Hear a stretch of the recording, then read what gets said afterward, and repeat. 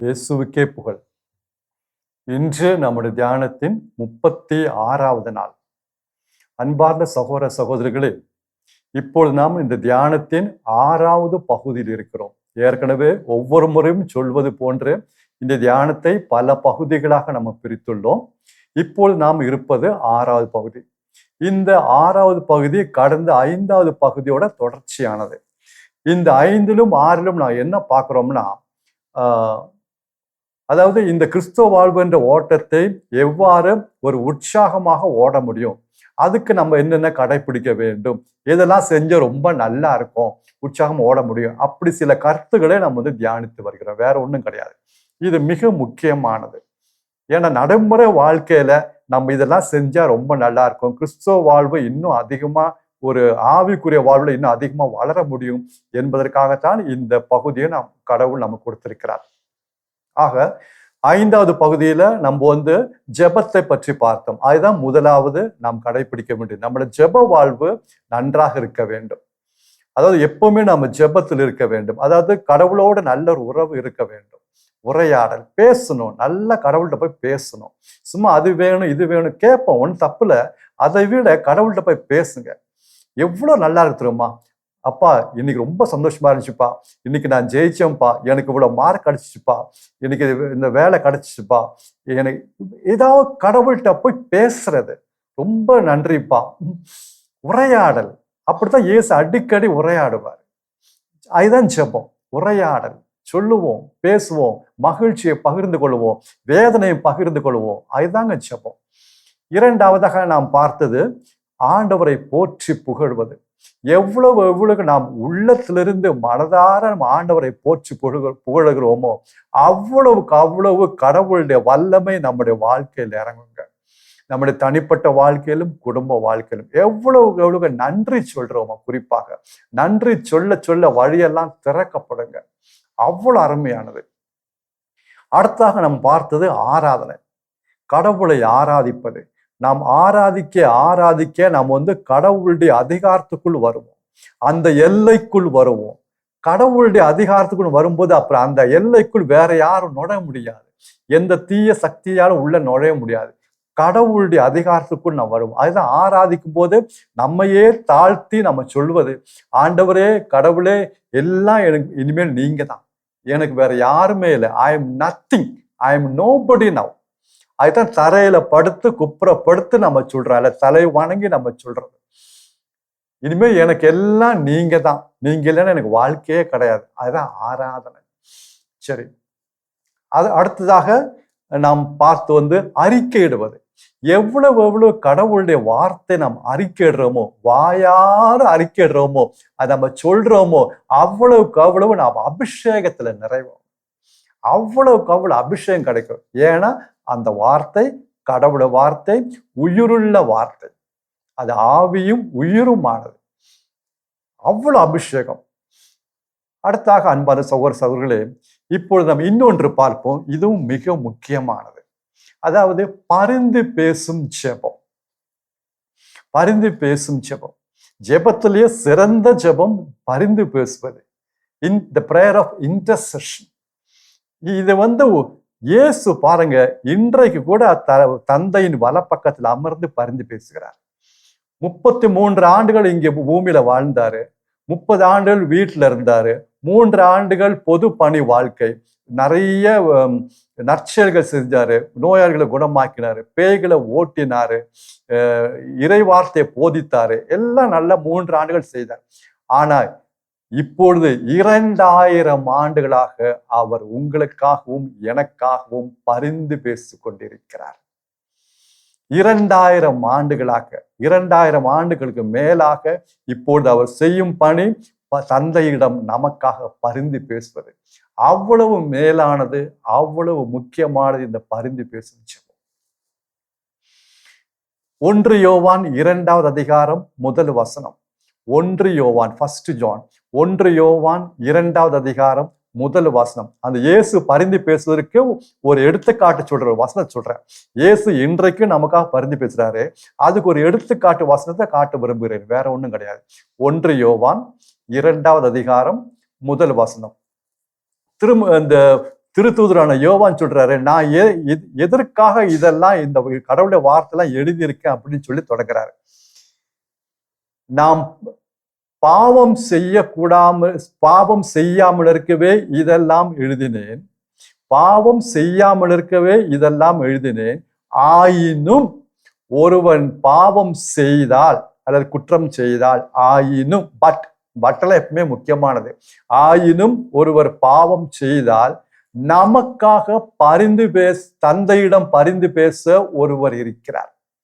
நமக்காக தந்தையிடம் பரிந்து பேச ஒருவர் இருக்கிறார். அவரே மாசற்ற இயேசு கிறிஸ்து. நமக்காக பரிந்து பேச, அது எவ்வளவு பெரிய பலம் திரும்ப நமக்கு. இயேசு இன்றைக்கும் நமக்காக பரிந்து பேசுற. யாராவது தப்பி தவறி பாவத்தில் விழுந்தாங்கன்னா, மன்னிப்பு கேட்டாங்கன்னா, தந்தையிடம் அந்த இரக்கத்திற்காக இன்றைக்கு கூட இயேசு நமக்காக பரிந்து பேசுறாராம். அந்த மன்னிப்பை பெற்று தருகிறார். இயேசு இன்றைக்கு 2000 ஆண்டுகளாக அவர் செய்கின்ற மாபெரும் பணி இது. பரிந்து பேசும் ஜெபம். பரிந்து பேசுகிறார். அவர் பூமியில வாழ்ந்த காலத்துல கூட மற்றவங்களுக்காக பரிந்து பேசினாருங்க. நம்ம இயேசுடன் தொடங்குவோம். தான் வேற ஒன்றும் கிடையாது. இயேசுவிடம் இருந்து நம்ம தொடங்குவோம். பூமியில 33 ஆண்டுகள் வாழ்ந்த பொழுது அவர் மற்றவர்களுக்காக பரிந்து பேசினார். ஒரு எடுத்துக்காட்டு காட்ட விரும்புகிறேன். ஒரே ஒரு எடுத்துக்காட்டு. லூக்கா நற்செய்தி 22வது அதிகாரம் 31-32 வசனம். லூக்கா நற்செய்தி 22வது அதிகாரம் 31வது வசனமும் 32வது வசனமும். திருத்தூதரான பேதுருவை பார்த்து இயேசு சொன்ன வார்த்தை, சாத்தான் கோதுமை மணி போல புடைக்க அனுமதி பெற்றுள்ளான். நானும் உனக்காக நீ நம்பிக்கை தளராமல் இருக்க ஜெபித்தேன். நான் உனக்காக நம்பிக்கையில் தளராமல் இருக்க நான் ஜெபித்தேன். பூமியில் வாழ்ந்த காலத்துல கூட இயேசு ஜெபித்தார், பரிந்து பேசினார் பேதுருவுக்காக. அப்ப நாம் செய்யும் பணி, இன்றைக்கு நீங்களும் நானும் மற்றவர்களுக்காக பரிந்து பேசுவது, நாம் அந்த இயேசுவின் பணியில் பங்கெடுக்கிறோம். இது ஒரு மாபெரும் குருத்துவ பணிங்க. மற்றவங்களுக்காக பரிந்து பேசுவது மாபெரும் குருத்துவ பணி. இதுல கிடைக்கிற ஆசீர்வாதம் எவ்வளவு தெரியுமாங்க. நாம் மற்றவங்களுக்காக பரிந்து பேச நாம் தூய்மை அடைகிறோம். We are becoming more holyங்க. பாவத்திலிருந்து விடுதலை பெற ஒரு மாபெரும் ரகசியங்க நம்ம மற்றவர்களுக்காக பரிந்து பேசுவது. மாபெரும் பரிந்து. ஆனா இன்றைக்கு 2 பணி இந்த உலகத்துல நடக்குது. 2 பணி இப்பொழுது நடந்து கொண்டிருக்கிறது. விண்ணகத்துல 2 பணி நடந்து கொண்டிருக்கிறது. ஒண்ணு, ஆண்டவராக இயேசு கிறிஸ்து உங்களுக்காக எனக்காக தந்தையிடம் பரிந்து பேசிக் கொண்டிருக்கிறார். இன்னொன்று, சாத்தான் உங்களுக்கு எதிராகவும் எனக்கு எதிராகவும் கடவுளிடம் குற்றம் சாற்றி கொண்டிருக்கிறார். 2 பணி நடக்குது. ஒண்ணு, பரிந்து பேசும் பணி. ஆண்டவராக இயேசு கிறிஸ்து உங்களுக்காக எனக்காக தந்தையிடம் பரிந்து பேசுகிறார். இன்னொன்னு, சாத்தான் கடவுளிடம் உங்களுக்கு எதிராகவும் எனக்கு எதிராகவும் குற்றம் சாட்டி கொண்டிருக்கிறார். அது திருவெளிப்பாடு 12வது அதிகாரம் 10வது வசனம். The book of Revelation, கடைசி புத்தகம். The book of Revelation, திருவெளிப்பாடு 12வது அதிகாரம் 10வது வசனத்துல சாத்தானுடைய பணியை குறித்து வாசிக்கிறோம். சாத்தான் என்ன செய்யறான்? நமக்கு எதிராக கடவுளிடம் குற்றம் சாட்டி கொண்டிருக்கிறார். இயேசு மறுபக்கம் தந்தையிடம் பரிந்து பேசி கொண்டிருக்கிறார். இப்ப நாம் எந்த பணி நாம் செய்கிறோம் பாருங்க. நாம் மற்றவர்களுக்காக பரிந்து பேசுவது இயேசுவின் பக்கம் இருக்கிறோம். நாம் மற்றவர்களை குறித்த குற்றம் சாட்டும் பொழுது, மற்றவருடைய குறையை சொல்லும் பொழுது, குற்றவாளிகள் தீர்ப்பிடும் போது நாம் சாத்தானுடைய பக்கம் சேர்றோம். நல்லா யோசிச்சு பார்ப்போம். இது தியானம் எதுக்காக நம்முடைய வாழ்க்கையை ஆராய்ந்து பார்க்க. எப்பொழுதெல்லாம் மற்றவர்களை குறித்து நாம் குற்றம் சாட்டுகிறோமோ அப்பொழுதெல்லாம் சாத்தானுடைய பணியில் நாம் பங்கெடுக்கிறோம். அவனுக்கு பக்கமா நம்ம நிற்கிறோம். இது நமக்கு தேவையா? கணவன் மனைவியை குற்றம் சாட்டுவது, அல்லது மனைவி கணவனை குற்றம் சாட்டுவது, மருமகள் மாமியாரை குற்றம் சாட்டுவது, பங்கு மக்கள் பங்கு தந்தை குற்றம் சாட்டுவது, அப்பொழுதெல்லாம் மற்றவர்களை நாம் குற்றம் சாட்டும் போது சாத்தானுடைய பணி செய்கிறோம். அது மாதிரிகளே இயேசுவோடைய பணி பாருங்க, பரிந்து பேசும் பாருங்க. ஒவ்வொரு நாளும் நாம் பரிந்து பேச வேண்டும். எவ்வளவோ தேவை இந்த பூமியில் இருக்கிறது. நம்முடைய குடும்பத்துல எவ்வளவோ தேவை இருக்கிறது. நம்ம அக்கம் பக்கத்துல இருக்கிறவங்களுக்கு எவ்வளவோ தேவை இருக்கிறது. பரிந்து பேசுவோம். இன்னைக்கு எவ்வளவு நம்ம மற்றவங்களை பத்தி குறை சொல்றோம்ல. சாத்தானுடைய பணி நாம் சேரோம்ல. இல்ல எடுத்துக்காட்டு, ஒரு அரசியல்வாதிகளை நாட்டு தலைவருக்கு எதிராக நம்ம எவ்வளவோ குற்றம் சாட்டுறோம். அரசியல்வாதிகளை எவ்வளவு குற்றம், அவங்க லஞ்சம் வாங்குறாங்க, அவங்களாம் திருடுறாங்க, அவங்களாம் இப்படி செய்யறாங்க, அவங்களாம் ஊரையா, எப்படிங்க பேசலாம்? இது நாட்டு தலைவருக்காக ஜெபிக்க தாங்க இறைவார்த்தை சொல்லுகிறது. பரிந்து பேச 1 தீமோத்தி 2வது அதிகாரம் முதல் 2 வசனம். 1 தீமோத்தியு 2வது அதிகாரம் முதல் வசனமும் 2வது வசனமும் வாசித்து பார்த்தால் அந்த இருக்கும். அங்க கடைசி அந்த 2வது வசனத்துல பவுலடிகளார் இவ்வாறு சொல்லுகிறார், நாம் தொல்லையின்றி அமைதியுடன் வாழ. அந்த வார்த்தைகளை பாருங்க, தொல்லை இல்லாம வாழணுமா. நாம் தொல்லையின்றி அமைதியுடன் வாழ அரசர்களுக்காகவும் உயர்நிலை அதிகாரிகளுக்காகவும் பரிந்து பேசுவோம். பரிந்து பேசுங்கள். நாம் தொல்லையின்றி அமைதியுடன் சமாதானத்துடன் வாழ அரசர்களுக்காகவும் உயர்நிலை அதிகாரிகளுக்காகவும் பரிந்து பேசுவோம். எவ்வளோ பார்த்து. ஆனா நம்ம சாத்தானுடைய பணி செஞ்சுட்டு இருக்கோம். ஆனா இங்க ஜெபிக்கிறோம், மற்ற காரியங்கள்லாம் செய்யறோம். ஆனா வாயால அந்த நாவினால மற்றவங்களை பத்தி குறை சொல்லிட்டு இருக்கோம். குறிப்பா நாட்டு தலைவர்கள், ஆட்சியாளர்கள், அவர்களுக்கு எவ்வளவு ஜெபம் தேவைப்படுகிறது தெரியுமா? என்ன, ஒரு குடும்பத்தை நடத்த, குடும்பத்துல 4 பேர் 5 பேர், இந்த குடும்பத்தை நடத்த எவ்வளவு குடும்பத் தலைவர் கஷ்டப்படுறாரு, எவ்வளவு கஷ்டப்படுறாரு. ஒரு நாட்டு மக்கள் எத்தனை தொகை, எவ்வளவு தொகைங்க, எவ்வளவு மக்கள் இருக்காங்க, கோடிக்கணக்கான மக்கள். இவங்களுடைய வழிநடத்த ரொம்ப எளிதான காரியமா? அவர்களுக்கு நம்முடைய ஜெபம் தேவைங்க. பரிந்து பேசுவோம். இன்றைக்கு எத்தனையோ பேர் நமக்காக இந்த யாராவது எனக்காக ஜெபிக்க மாட்டார்கள் ஏங்கி கொண்டிருக்கிறார்கள், காத்து கொண்டிருக்கிறார்கள். நம்ம ஒரு அரை மணி நேரம் ஜெபித்தோம்னா 15 நிமிடம் 20 நிமிடம் பரிந்து பேசுறதுக்காக ஒதுக்கி வைக்கணும்.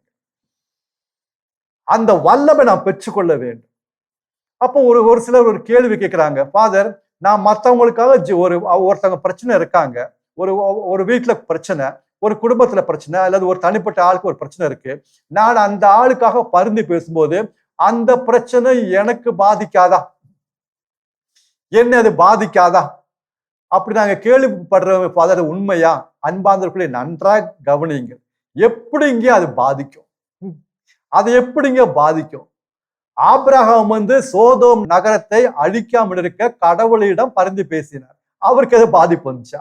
ஆபிரகாம் சோதோம் நகரை அழிக்காமல் இருக்க கடவுளிடம் சென்று பரிந்து பேசினார். அல்லது எப்படி அது பாதிக்கும்? நம்ம ஏன் பரிந்து பேசுறோம்னா நமக்கும் கடவுளுக்கும் நல்ல உறவு உண்டுங்க. எப்படி நம்மளை பாதிக்கும்? யார் பரிந்து பேசுறவங்க யாரு? மற்றவங்களுக்கும் கடவுளுக்கும் இடையில் நிற்பவர்கள் தான் பரிந்து பேசுறவர்கள். இப்ப கடவுளை ஒருத்தர் தண்டிக்க போறாரு, இல்ல ஒரு தப்பு செஞ்சுட்டாங்க, உடனே நம்ம அவருக்காக நாம் பரிந்து பேசுறோம். ஒருத்தர் ரொம்ப பிரச்சனை இருக்காரு, கடவுளுக்காக அவரிடம் பரிந்து பேசுறோம். இடையில நிக்கிறவங்க தான் standing in between God and man. கடவுளுக்கும் மனிதனுக்கு எதிராக நம்ம நிக்கிறோம். அது இயேசுவோட பணி. கடவுளுக்கும் மனிதனுக்கும் இடையே இணைப்பாளர் ஒருவரே, அதுக்கு இயேசுவோட பணி. ஆனா பரிந்து பேசும் போது இயேசுவோட பணியில் நாம் பங்கெடுக்கிறோம். அன்பார்ந்தவர்களே, இப்போ இந்த அம்மாக்கு இந்த நபர் கேட்ட கேள்வியை பாருங்க. மற்றவங்களுக்காக ஜெபிக்கும் போது அது என்னை பாதிக்குமா? அன்பார்ந்தவர்களே, இப்போ ஒரு பையனை அவங்க அப்பா அடிக்கிறாரு. ஒரு பையனை அவங்க அப்பா அடிக்கிறாரு. அடிக்கும் போது அடிச்சுட்டே இருக்காரு, கோபத்துல அடிச்சுட்டே இருக்காரு. உடனே இவருடைய மனைவி இடையில இங்க பாருங்க, இனிமேல் அவன் பையனை அடிக்கிறா இருந்தா நீங்க என்ன அடிங்க. நம்ம பையனை இனிமேல் நீங்க அடிக்கிறதா இருந்தா அடிங்க, ஒண்ணும் பிரச்சனை இல்லை. ஆனா என்ன அடிச்சுட்டு அவன் அடிங்க. அந்த பையன் சார்பா அந்த அம்மா நிக்கிறாங்க பாருங்க இடையில. அதுதாங்க பரிந்து பேசுவதால் இடையில நிக்கிறது. மோயிசன் இஸ்ராயல் மக்களுக்காக பரிந்து பேசினாரு. இந்த இஸ்ராயல் மக்கள் ஒரு காலகட்டத்துல பொன் கன்றுக்குட்டியே ஆராதித்தாங்க. அப்ப கடவுளுடைய கோபம் அவருக்கு மேலும் வந்தது. கடவுள் மோயிஸ்ல பார்த்து, நான் இந்த மக்கள் எல்லாம் அழிக்க போறேன் அப்படின்னு சொன்னாரு. இந்த மக்கள் எல்லாம் அழிக்க போறேன் கோபம் வந்துச்சு கடவுளுக்கு. ஏன்னா பொன் கன்றுக்குட்டியை அவங்க ஆராதிச்சாங்க. அப்ப மோயிசன் கடவுளுக்கும் இஸ்ராயல் மக்களுக்கும் இடையில போய் நின்றார். இடையில நின்று அவர் பரிந்து பேசினார்.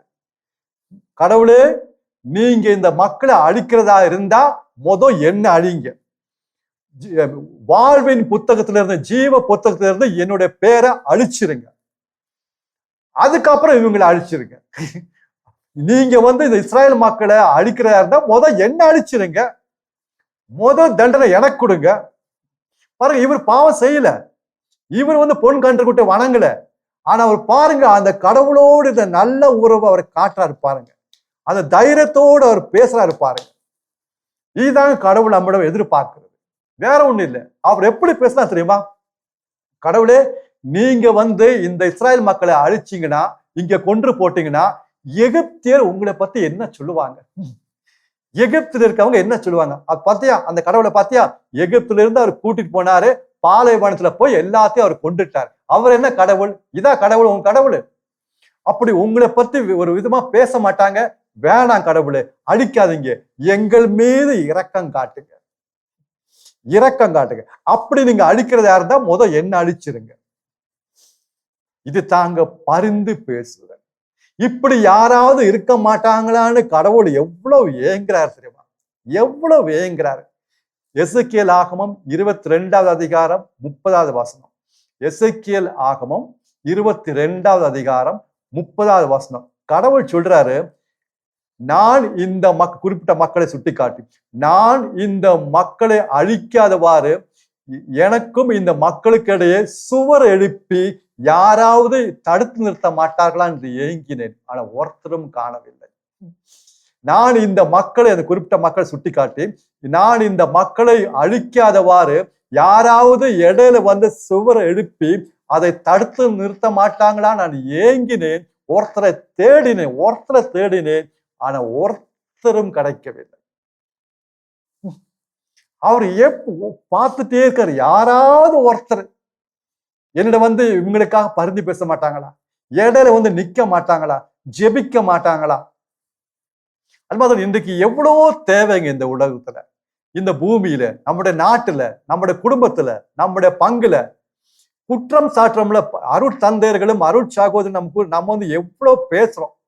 நம்ம அவங்களுக்காக, அந்த குருக்களுக்காக ஜெபிக்கிறோமோ, எவ்வளவு ஜெபம் அவங்களுக்கு தேவைப்படுது, எவ்வளவு பெரிய பணி அவங்க செய்ய வேண்டியது. ஒரு குடும்பத்தை நடத்த நம்ம கஷ்டப்படுறோம். ஆனா அந்த அருட்தந்தை எத்தனை குடும்பங்களை பார்க்கணும், ஆவிக்குரிய வாழ்வு அவர் பார்க்கணும். ஏதோ ஒரு பாவத்துல விழுந்திருக்கலாம், ஏதோ ஒரு தப்பு செஞ்சிருக்கலாம். அது என்னங்க நம்ம என்ன செய்யறோம்? அவருக்காக ஜெபிக்கிறோமா, இல்ல 4 பேர்த்துல போய் சொல்றோமா, மொபைல்ல, இந்த வாட்ஸ்அப்ல இந்த அவர் செய்த தப்பெல்லாம் ஃபார்வர்ட் பண்றோமா? அவங்களுக்கு பரிந்து பேசக்கூடிய அதிகாரம் கிடையாதுங்க, கிடையாது. அவங்க தூய்மையான வாழ்வில் வளரவே மாட்டாங்க. அது மாதிரி எவ்வளவு ஏதோ தப்புல விழுந்திருக்கலாம், இல்ல யாராவது சகோதரர் நம்முடைய பக்கத்துலயோ, பங்குலையோ, நம்முடைய அக்கம் பக்கத்துலயோ ஒரு தப்புல விழுந்திருக்கலாம். அவங்களுக்கு நம்ம செய்ய வேண்டியது ஜெபிப்போம். அங்க கலாத்தியருக்கு எழுதிய திருமுகம் 6வது அதிகாரம் 1 வசனம். கலாத்தியர், லெட்டர் டு தி கலேஷியன்ஸ், கலாத்தியர் 6வது அதிகாரம் 1 வசனம். அருமையான வசனம். பவுல் அடிகளார் இந்த ஒரு சூழ்நிலையில் சொல்லுகின்ற ஒரு ஆலோசனை பாருங்க. யாராவது ஒருவர் குற்றத்தில் அகப்பட்டால், குற்றம் செய்திருந்தால், யாராவது ஒருவர் குற்றம் அல்லது தவறு செய்திருந்தால், தூய ஆவியை பெற்றிருக்கும் நீங்கள், எல்லாத்தையும் பார்த்து சொல்ல, தூய ஆவியை பெற்றிருக்கும் நீங்கள் அவரை கனிந்த உள்ளத்தோடு திருத்துங்க. தூய ஆவியை பெற்றிருக்கும் நீங்கள் கனிந்த உள்ளத்துடன் அவரை திருத்துங்க, அவருக்கு ஆலோசனை சொல்லுங்க. அப்போ நம்ம எப்போதெல்லாம் மற்றவங்களுக்கு எதிராக பேசுறோமோ, மற்றவங்க செஞ்ச தப்பு சுட்டி காட்டுறோமோ, அப்பொழுது நம்ம தூய ஆவியை பெற்று கொள்ளவில்லை என்று தான் அர்த்தம். யாராவது ஒரு குற்றம் செய்திருந்தால், தூய ஆவியை பெற்றிருக்கும் நீங்கள் அவரை கனிந்த உள்ளத்துடன் திருத்துங்கள், இல்லைன்னா அவருக்காக ஜெபிங்க. தூய ஆவியை பெற்று நீங்கள் அவருக்காக ஜெபிங்க, திருத்துங்க. அவர் மனம் மாற வேண்டும் என்பதற்காக ஜெபிங்க. அது இது இயேசுடைய பணிங்க. எவ்வளவு ஏக்கத்தோடு கடவுள் இப்படி இப்பேற்பட்ட கிடைக்க மாட்டாங்கன்னு பார்க்கிறாரு, ஏங்குறாரு. குடும்பத்துல குடும்பத்திலிருந்து மாறிப்போம். கணவன் மனைவிக்காக ஜெபிப்பது, பெற்றோர்கள் பிள்ளைகளுக்காக ஜெபிப்பது, பிள்ளைகள் பெற்றோர்களுக்காக ஜெபிப்பது, அக்கம் பக்கத்துல இருக்கும் எத்தனையோ பேர் இயேசுவை இன்றைக்கு அறியாம இருக்காங்க. எத்தனையோ ஆண்டுகள் நம்ம பக்கத்துல இருக்காங்க, ஆனா இயேசுதான் மீட்பர் என்று ரட்சகர் என்று அவங்க அறியாம இருக்காங்க. பாவங்க எவ்வளவு பரிதாபமா இருக்கு தெரியுமா? அவங்களுக்காக முழங்கால் படையிட்டு ஜெபிக்கிறோமா? எத்தனை பேர் இயேசுவை அறியாம இருக்காங்க? எத்தனை பேர் பல விதமான பாவத்தில் சிக்கி விழுந்து தவிக்கிறாங்க, விடுதலை பெற முடியல. அவங்களுக்காக கண்ணீர் விட்டு அழுறோமா? அது ஒரு அபிஷேகம். கண்ணீர் விட்டு அழுவது ஒரு அபிஷேகம். எத்தனையோ பேர் படுத்த படுக்கையாக வேதனை நோயுடன் வாடி தவிக்கிறாங்க, அவங்களுக்காக ஜெபிக்கிறோமா? எத்தனையோ பேர் பலவிதமான கேன்சர் வியாதி, மற்ற வியாதிய எவ்வளவு கஷ்டப்படுறாங்க, அந்த மருத்துவ ட்ரீட்மெண்ட்லாம் எவ்வளவு கஷ்டமா இருக்கு, அவங்களுக்காக கண்ணீர் விட்டு ஜெபிக்கிறோமா? எத்தனையோ பேர் இன்றைக்கு பசியால் வாடுறாங்க, உலகத்துல எத்தனையோ பேர் பசியா வாடுறாங்க, உணவு இல்லாம எத்தனையோ பேர் இறந்து போறாங்க, அவங்களுக்காக ஜெபிக்கிறோமா? எவ்வளோ கருத்துகள் இருக்கு. ஆனா இதெல்லாம் விட்டுட்டு மத்தவங்களை குறை சொல்றோமோ, குற்றம் சாட்டுகிறோம். என்னங்கிறது நம்ம சொல்றோம், என்ன கிறிஸ்தவ வாழ்வு? அன்பாதவர்களே, இந்த கிறிஸ்தவ வாழ்வு என்ற ஓட்டத்தை வெற்றிகரமாக வல்லமையோடு உற்சாகமாக நாம ஓடி முடிக்க வேண்டும் என்றால் நாம் ஒவ்வொரு நாளும் தூய ஆவியானவர் நம்ம காட்டுகின்ற அந்த கருத்துகளுக்காக நாம் பரிந்து பேச வேண்டும், ஜெபிக்க வேண்டும். இது நம்முடைய கடமை. எனக்கு விருப்பம்னா செய்வேன், நோ நோ நோ நோ, இது விருப்பம்னா செய்யறது கிடையாது. இது நம்முடைய கடவுளுடைய மக்களாகிய நம்முடைய கடமை. இது நம்ம செஞ்சிருக்கணும். இது செய்யவில்லை என்றால் அது பாவம். பரிந்து பேசவில்லை என்றால் அது பெரிய பாவங்கள். தேவையில் இருக்கவங்களுக்காக பொருளை கொடுக்கிறோம், பணத்தை கொடுக்கிறோம், நேரத்தை கொடுக்கிறோம், ஜெபத்தை கொடுப்போம், உள்ளத்திலிருந்து அவங்களுக்காக ஜெபிப்போம், மனதார ஜெபிப்போம். அதை விட என்னங்க பெரிய உதவி? இதுல தாங்க கடவுள் மகிழ்ச்சி அடைகிறார், அவருடைய உள்ளம் பூரிப்படைகிறது. அன்பான சகோதரி, தூய ஆவியான ஜெபிப்போம். தூய ஆவியானவரை பரிந்து பேசக்கூடிய அந்த வரத்தை எங்களுக்கு தாங்க, அந்த பரிந்து பேசக்கூடிய உள்ளத்தை எங்களுக்கு தாங்க. ஆவியானவரே, நாங்களும் இந்த ஓட்டத்தை ஓடி முடிக்க வேண்டும். இயேசு ஓடினது போல, இயேசு 33 ஆண்டுகள் இந்த உலகத்தில் வாழ்ந்தது போல, அவர் ஜெபித்தது போல, அவர் பரிந்து பேசுவது போல, நாங்களும் பரிந்து பேச அந்த அருள் வரத்தை எங்களுக்கு தாங்க. நாம் தூய ஆவியான பார்த்து ஜெபிக்கும் போது நிச்சயமாக அந்த வரத்தை, இன்றைக்கு பரிந்து பேசக்கூடிய அந்த வரத்தை, மாபெரும் வரத்தை, நோயாளிகளை குணமாக்குவதை விட, பேய்களை ஓட்டுவதை விட, தீய சக்திகளை ஓட்டுவதை விட இந்த வரம் பெரிய வரங்க. அந்த வரத்தை இன்றைக்கு மாபெரும் கொடையாக தூய ஆவியானவர் தருவார். என்ன காரணம்? ஏனெனில் இதுவே தகுந்த காலம்.